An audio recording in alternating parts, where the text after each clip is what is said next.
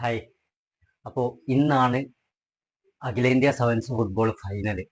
ഇന്നലെ നടക്കേണ്ട കളിയായിരുന്നു, പക്ഷെ ഇന്നലെ മഴ കാരണം ഇന്നത്തേക്ക് മാറ്റി വെച്ചതാണ്.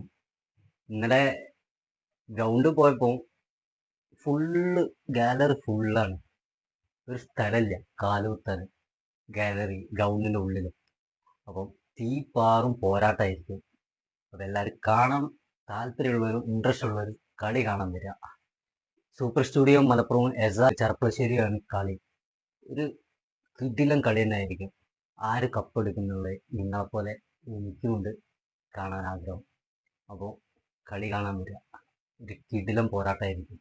ഈ പാറും അതിലൊരു മാറ്റം ഉണ്ടാവില്ല.